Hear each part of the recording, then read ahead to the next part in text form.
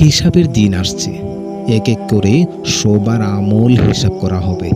কিন্তু কিছু মানুষ একদম হিসাব ছাড়াই জান্নাতে চলে যাবে।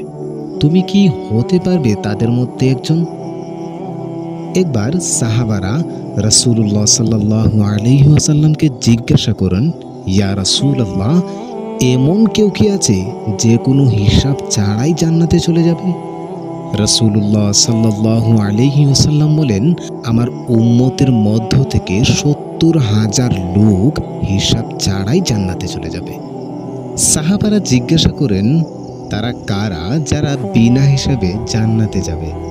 রাসূলুল্লাহ সাল্লাল্লাহু আলাইহি ওয়াসাল্লাম বলেন, তারা এমন এক দল লোক যারা ঝাড়ফুঁক বা তাবিজে বিশ্বাস করে না বা নির্ভর করে না, যারা শরীয়তের বিরুদ্ধে কোনো অলৌকিক চিকিৎসা চায় না, যারা শিরক থেকে একেবারেই দূরে থাকে, আর যারা আল্লাহর উপর পূর্ণ ভরসা রাখে।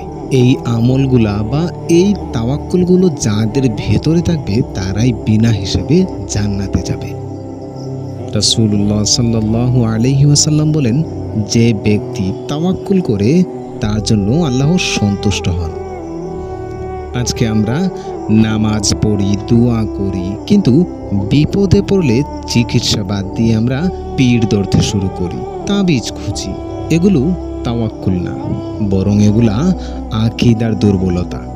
তুমি যদি কেবলমাত্র আল্লাহর উপরেই ভরসা রাখো, তাহলেই তুমি সেই সৌভাগ্যবানদের একজন হতে পারো। হিসাব ছাড়াই জান্নাত, এটা কোনো সাধারণ কথা নয়। এই ফজিলত পাওয়ার জন্য লাগবে পবিত্র বিশ্বাস। এই ভিডিওটা শেয়ার করে ছড়িয়ে দাও, যেন একটা মানুষও এই ভিডিওটা থেকে তার জীবন বদলাতে পারে। আর এই চ্যানেলটিকে সাবস্ক্রাইব করুন, যেন সব সময় ইসলামিক বার্তা পেতে পারেন।